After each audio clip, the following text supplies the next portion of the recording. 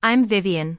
I never imagined that Ethan, my husband who always treated me with unwavering warmth, would bring home Sophia, his pregnant mistress.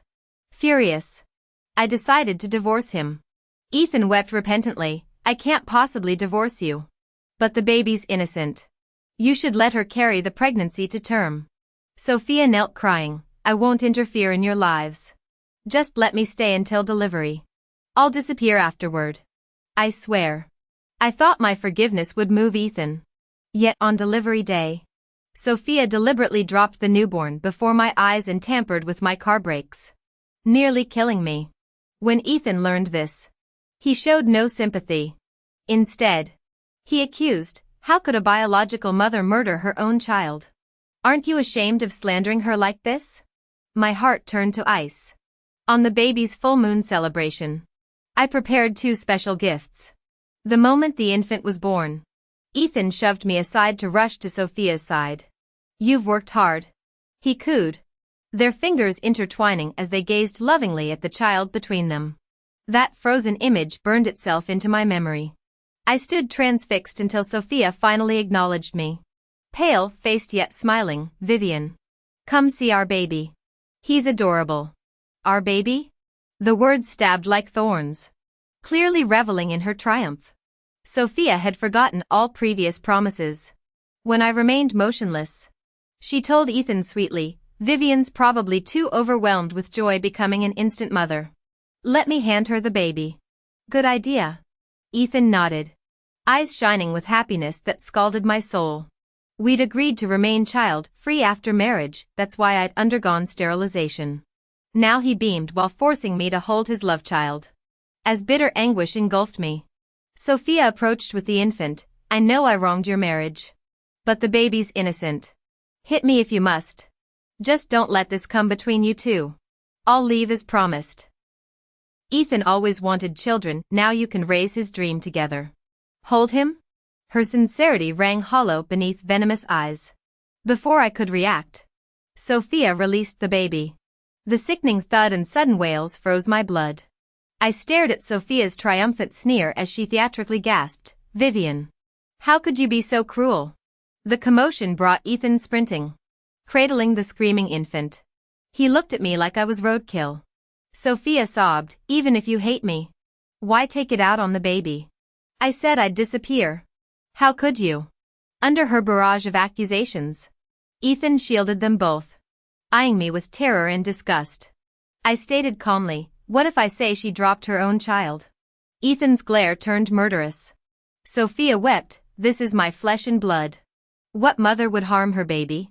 Laughing bitterly, I countered, what wouldn't you do to get your way? Enough. Vivian.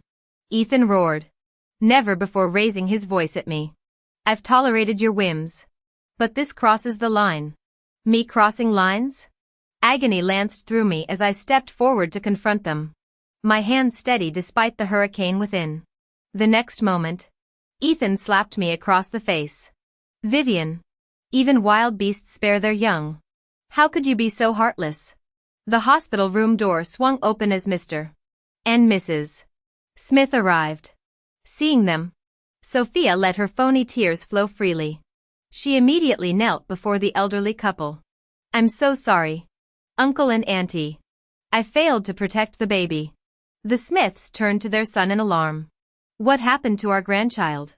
Ethan glared at me with disgust. Vivian slammed the baby onto the floor.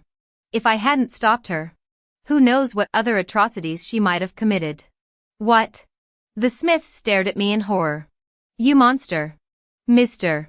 Smith roared, veins bulging in his neck. You've given our family no heirs all these years. Yet we never blamed you. But trying to murder an infant? Get out. Leave this hospital immediately. You'll never come near my grandson again. I smiled bitterly, long past caring, not even bothering to defend myself. I simply asked, you'd rather trust some stranger over me? Enraged beyond reason, Mr. Smith raised his hand to strike me. You've brought nothing but disappointment. Is that so? I stepped back, my resolve hardening as I walked out of that room, out of the hospital. The sports car's engine screamed as I floored the accelerator. Memories flashing through my mind like shards of broken glass. High school sweethearts. College sweethearts. Wedding vows promising eternity. Then the bombshell: Ethan claimed he'd been drugged and slept with a stranger. I stood by him. But 18 months later, I found that same stranger heavily pregnant at his hospital bedside after his car accident. Our childless marriage had been mutual. I'd undergone sterilization per our agreement. Yet here he was, welcoming another woman's pregnancy. If the first incident was coercion, what excuse existed for this? I demanded divorce. Ethan begged, "I'll never let you go. The baby's innocent, let it be born." Sophia knelt weeping, "I'll disappear after the birth. I swear." Ethan began visiting Sophia regularly. I pretended indifference. But how could I? Then came the day Sophia visited our home. When Ethan's phone rang mid-conversation, he asked me to bring her water. That night, Sophia was hospitalized with agonizing cramps. The water contained emergency contraception. Ethan's eyes burned with hatred I'd never seen before. "Even if it's not yours, how could you be so cruel?" "I didn't add anything to the water. And I don't know why this happened," I explained calmly, expecting Ethan to trust me. Instead, his face twisted with disappointment. "Vivian, I know you've always resented the child, hated me for the affair, and despised Sophia. But this excuse is absurd. No matter her flaws, Sophia is the baby's mother. Do you really think she'd harm her own child? You can't even lie convincingly anymore?" His coldness stunned me. As silence stretched between us, Sophia appeared like clockwork. "I'm sorry, Ethan," she sobbed. "This is all my fault. I shouldn't have come back. Shouldn't have carried this child." Ethan glared at me while comforting her. "The child's innocent. This isn't your fault." Emboldened, Sophia turned to me with tearful eyes. "Vivian, hate me all you want. Hit me. Curse me, I'll take it. But please, don't hurt the baby." Her words framed me as the villain. Enraged, I slapped her. "Say that again with a clear conscience." To my horror, Sophia struck herself twice more, wailing dramatically. "Go ahead. Kill me if you must. Just let my baby live. I'll die without regret if you spare them." Ethan watched with pained tenderness, the last threads between us snapping. Afterward, Ethan visited Sophia daily until my business trip gave him the final excuse to move her into our home. Now, as my speeding car's brakes failed, the world blurred into crushing metal and blood. Through fading consciousness, I glimpsed Ethan's teenage self smiling at me in his school uniform, the boy I'd loved before betrayal. I awoke hospitalized, Ethan sitting stiffly beside me. "Not dead yet?" I asked flatly. He refused to meet my eyes. The car exploded. "You'd be ashes if Sophia hadn't begged me to check on you." "Of course." My laugh tasted bitter. How noble Sophia seemed compared to my infanticide. Ethan stood abruptly. "Stop this vendetta. She's leaving after the birth. Just pretend the child's ours. Can't you try?" When I questioned the suspicious timing of my accident and Sophia's warning, he exploded. "She saved your life. And you still attack her? Are you even human anymore?" His parents arrived as he stormed out, their disapproval palpable. Was this self-destruction some twisted protest? "Mr. Smith demanded. Mrs. Smith sighed. We felt guilty about Ethan's affair at first. "But Vivian, you've become unrecognizable. Either she wanted to drug me to induce a miscarriage, or she tried to kill the baby by dropping it. Even threatened self-harm as blackmail. Every single act chills me to the bone. I think you need serious time to reflect. After discharge, stay with your parents. Don't contact me again." After they left, I silently removed my wedding ring and dialed a number. "Initiate the plan."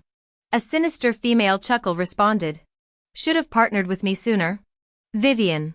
Ethan Smith never deserved your devotion." 2 weeks later, the Smiths summoned me to discuss the baby's 1-month celebration. I rushed through the meeting. But upon leaving the estate, Sophia Taylor intercepted my car. though I'd just turned onto the road at low speed. She deliberately stepped into my path. At the hospital, X-rays confirmed a fracture. Before surgery, Sophia tearfully told Ethan, "Don't blame Vivian. This was my fault for appearing near her home. If my death could ease her resentment toward you and the baby, I'd gladly." Ethan's pained gaze followed her into the OR. He stood frozen outside the operating room before turning to me with conflicted eyes. His silent departure spoke volumes. During the Smith family's lavish one-month party, whispers and sneers followed me everywhere. Yet Ethan still invited Sophia, who arrived leaning on crutches. Her triumphant smirk confirmed she'd won this round. I tried avoiding her, but Sophia cornered me. "No need to thank me for saving your life, Vivian. I only want you and Ethan to raise my child lovingly. That's all I ask." Her provocation fell flat. I observed coolly. "You're truly exceptional." She blinked, then flashed a venomous grin. "Likewise." The mask slipped completely as she sneered. "Admiring my skills? The contraceptive pill in your water? My doing. The hospital accident? Staged. Even your car's brake failure, my handiwork. Had you died in that crash, I'd have replaced you effortlessly. This broken leg was just insurance to turn Ethan against you permanently." I nodded. "Ruthless even to yourself." "Necessary." Sophia shrugged. "The Smiths already see you as a jealous monster. The world doesn't care about truth, they'll just laugh at the pathetic wife outsmarted by the mistress. Let me give you the final push out of the Smiths' lives." Her laughter turned icy as scheming eyes locked on mine. Then she suddenly dropped her crutches, grabbed my arm, and cried out in panic, "Vivian, please don't be angry. I'll leave if I must," before collapsing dramatically onto the floor. Blood seeped through the cast on her leg from this self-orchestrated spectacle. Everyone turned to stare at me with judgmental eyes. Ethan stormed over, his face thunderous as he tenderly helped Sophia up, pale with pain. Sophia whimpered, "I'm sorry, Ethan. I shouldn't have come. I never meant to upset Vivian like this." The look Ethan gave me could have frozen hell over. "Vivian," he spat, "how could you be so heartless? You've sunk lower than I ever imagined. Get out, this celebration doesn't need your poison." Calmly, I stepped forward. "I'll leave after delivering my gift." I handed him the divorce papers. "How's this for a present? Sign it if you're pleased." Ethan's face darkened. "Our son's first-month celebration isn't the time for this. We'll discuss divorce later." Predictable. I nodded. Good thing I prepared 3 gifts. Since you hate the first, I reached into my bag as guests leaned in breathlessly. Sophia's eyes glittered with malice while Ethan's parents turned ashen. The crowd buzzed divorce papers as an opening act. What came next?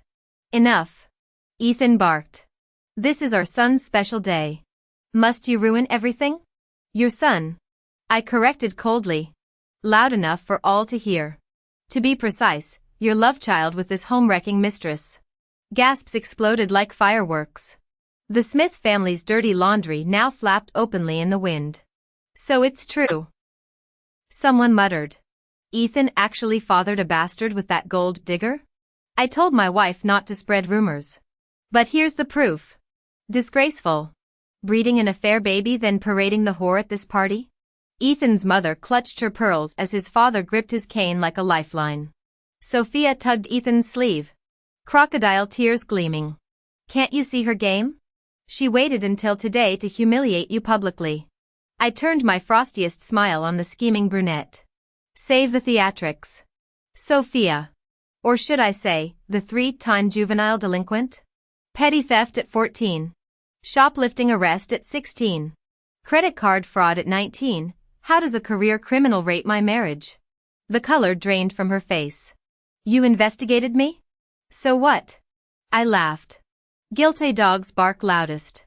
Now, I pulled out a manila envelope containing photos of Ethan and Sophia's motel receipts. Gift number 2. You, Sophia's face turned pale. The Smiths were a prominent family and naturally couldn't tolerate their son associating with someone of such low character. Infidelity was one thing, But to cheat with this despicable creature, even fathering a child together? Any respectable person would find this utterly humiliating. Let alone an established family like the Smiths. My exposure essentially guaranteed Sophia's social annihilation. Ethan watched Sophia stammering and demanded, "Sophia? Is this true?" Sophia frowned. The sharp crack of Ethan's palm striking her face echoed through the room. "You lied to me," he roared. "You claimed to be a fresh college graduate working at a Fortune 500 company. Framed as some victim of corporate politics, all fabricated." Cornered. Sophia fell to her knees. She slapped her own face dramatically before gazing up with tearful sincerity. "Forgive me, Ethan. The truth is, our worlds were too far apart. I knew I wasn't worthy of you. My love made me desperate." Her voice trembled. "I've lost all moral compass in loving you." Though, she paused, her eyes hardening beneath the tears. "Given the chance, I'd deceive you again. Because this love, it's beyond my control." The crowd's judgmental murmurs softened to pity. Even Ethan seemed moved by her twisted devotion. I finally understood how this woman had ensnared him. What man could withstand such ferocious emotional warfare? As tension thickened, I smiled coolly. "How touching. Now that we've established your devotion, allow me to present my second gift." All eyes snapped back to me. I produced a voice recorder from my pocket. Before anyone reacted, Sophia lunged at me like a feral animal. My security detail swiftly pinned her to the floor. "You scheming bitch!" she shrieked, thrashing wildly. "You set me up."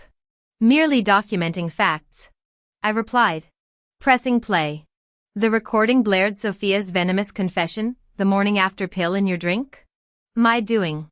How else would Ethan grow to despise you? Dropping my own child? Worth it to frame you? Sabotaging your brakes? Shame the crash didn't finish you. But playing heroin after your accident served me better." The crowd recoiled in horror. This wasn't mere adultery, it was sociopathic manipulation. Poisoning. Child endangerment. Attempted murder. All capped with self-mutilation to secure her position. As the recording ended, guests edged away from the snarling woman on the floor. Sophia wasn't just a homewrecker, she was a monster sculpted from ambition and madness. Even terms like ruthless or inhumane fail to capture her true nature. Using such words would disgrace the English language itself. Who would dare approach such a despicable and cunning creature? How could a woman be so heartless? Someone gasped. To replace Vivian, she nearly killed her own child. When that failed, she plotted murder. Foiled again, she sacrificed her own legs. God. That's monstrous. How could Ethan from the prestigious Smith family marry such a creature? I'd rather date a homeless beggar than associate with this venomous snake. The crowd murmured in horror, instinctively backing away from Sophia and even putting distance between themselves and Ethan. Ethan's eyes burned crimson, fists trembling. He couldn't reconcile the devoted wife he knew with these unspeakable atrocities. Did you truly do all this?" he choked out. Pinned by bodyguards, Sophia strained to meet his gaze, tears streaking her makeup. "Everything was for you, Ethan. You vile creature." Ethan's last shred of restraint shattered. His palm cracked across her face with enough force to snap her head sideways. "How could you? Call 911. Someone shouted as Mrs. Smith collapsed from diabetic shock. Chaos erupted as guests scrambled like headless chickens. "Mr. Smith roared over the commotion. "Stop wasting time with this criminal. Have you not humiliated our family enough? Take her to the police before she destroys us all." The wedding reception descended into pandemonium thanks to my second gift.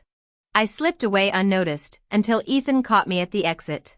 "Vivian, where are you going?" I turned to face the shell of the elegant man I'd once loved. His haunted expression might have melted my heart before. Now, only numbness remained. "Why chase me?" My voice stayed eerily calm. "Shouldn't you be celebrating your son's 1-month milestone with Sophia? That's our child," he wailed.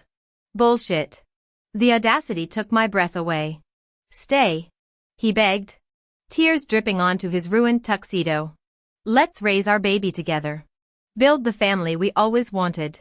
Ancient wisdom flooded my mind. The pitiful truly deserve their misery. Sign the divorce papers next time we meet.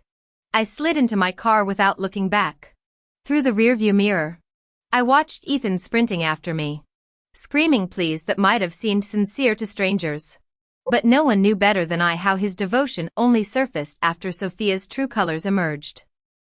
Every cruel choice he'd made, each betrayal, every dismissal of my pain, had chipped away at our marriage long before today. I'd simply returned a fraction of his cruelty. Compared to the hell he'd put me through, this was mercy. I came home late at night after drowning my sorrows alone. A man in a professional suit stood at the entrance of the mansion, with his charming smile and handsome features. Lucas looked every bit the successful businessman. Like Ethan, he'd been my high school classmate. We'd attended the same university together, until my relationship with Ethan gradually drove us apart. He got into my car and returned to the mansion with me. After pouring Lucas a glass of red wine, I carried my own drink to the balcony, gazing toward the Smith family estate in the distance. Lucas joined me, leaning against the railing. "Well, did my two gift designs meet with approval?" he asked. "Exceedingly well," I replied tonelessly, as if discussing someone else's affairs. Lucas raised his wineglass. "Shall we toast to that?" I chuckled softly and clinked my glass against his. He sipped elegantly before remarking, "Aged wine reveals its true complexity with time." Between his striking looks and the alcohol's warmth, his words seemed loaded with implication. Before I could ponder further, his arms encircled me.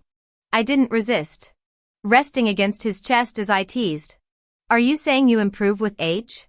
You always had terrible taste, missing what was right in front of you." Lucas answered calmly. I smiled faintly. "Doesn't proper aging require patience?" When I awoke the next morning, Lucas had vanished, leaving only a note. "The night's longing barely quenches a decade of dreams. I've loved you for years, though you remained blind to it. Now I'm another woman's husband. Don't seek me, I won't become Ethan to your Sophia. Farewell. Vivian, the girl who haunted my youth." Holding the note, I stood silently on the balcony breathing the crisp morning air. "Was last night our farewell to youth?" I murmured, though perhaps overdue. "Goodbye, Lucas of my adolescence." As I prepared to leave after washing up, footsteps echoed on the stairs. My heart leapt thinking Lucas had returned. But I turned to find Ethan holding an infant. "Did you sign the papers?" I asked coldly. Ethan's face fell. "I can't sign them." "Then why come? Can't I see my own wife?"